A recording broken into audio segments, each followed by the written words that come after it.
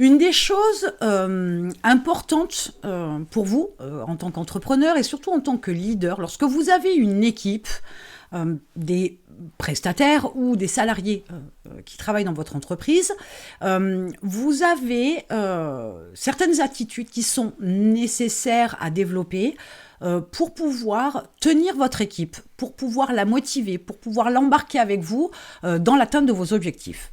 Une des choses importantes à comprendre, c'est que le salarié, de par son mode de fonctionnement, son approche, son statut, etc., est une personne qui, majoritairement, et ce n'est pas à 100% des cas, mais on s'en rapproche, a besoin d'une validation, a besoin d'une reconnaissance, a besoin que vous vous manifestiez vis-à-vis de lui, vis-à-vis de son travail, que vous vous manifestiez clairement sur l'appréciation de ce qu'il fait, de qui il est, de comment il fonctionne, etc. La validation de son travail de manière générale. C'est quelque chose dont il est en attente. C'est malheureux, entre guillemets, mais c'est comme ça, parce qu'il a besoin de cet assentiment comme ça, de ce positionnement, d'avoir votre avis pour valider qu'il fait les choses bien. Ça le rassure, ça le motive, etc. Il arrive, bien évidemment, que vous puissiez ne pas le faire comme vous le souhaitiez, en temps et en heure, etc., tout au long de l'année, et le but, c'est pas de le faire tous les jours non plus, mais ponctuellement, il est nécessaire que vous vous manifestiez auprès de chacune des personnes avec qui vous travaillez, je vous dis prestataire ou salarié, peu importe, et que vous validiez son approche, sa méthode de travail, son efficacité, etc.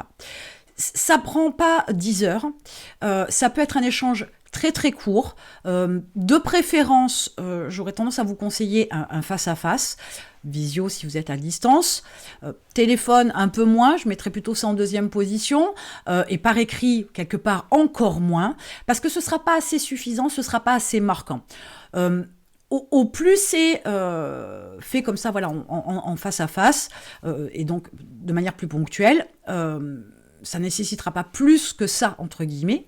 Si vous vous exprimez bien et que les choses sont bien comprises, il n'y aura pas de souci. Par contre, à l'écrit, il faudra que ce soit beaucoup plus récurrent. Et ça n'a pas franchement le même impact. Vous ne pouvez pas faire autrement que d'avoir cette démarche-là. On ne vous suivra pas si la personne n'a pas eu cette reconnaissance-là, elle ne vous suivra pas. Parce qu'à un moment donné, elle ne se sentira pas considérée, elle ne se sentira pas incluse dans l'équipe et donc incluse dans votre projet d'atteinte de vos objectifs. Donc, pensez à faire ça régulièrement. Ça passe par exemple, des petits cadeaux de fin d'année, par exemple. Ça passe par un entretien... une conversation un petit peu plus officieuse, entre guillemets, un peu plus amicale, pas trop non plus, hein, chacun sa place malheureusement, mais voilà, une fois dans l'année, je parle même pas d'entretien annuel, etc. Non, mais de temps en temps, avoir l'opportunité, du moins la créer, l'opportunité, d'avoir cet échange avec cette personne, pour faire le point, et surtout pour lui dire... ce que vous pensez de son travail, là où elle peut s'améliorer, certes, mais clairement lui dire là où elle excelle, là où elle se différencie des autres, là où elle est bonne dans son travail, elle maîtrise, etc., par rapport à ses compétences. Ce n'est pas grand-chose, mais une fois de plus, ça peut avoir un impact énormissime pour la personne, et pour sa motivation, et pour son entrain, et pour sa créativité, etc. Donc faites-le régulièrement, c'est toujours bénéfique, et comme les gens en ont besoin, faites-le.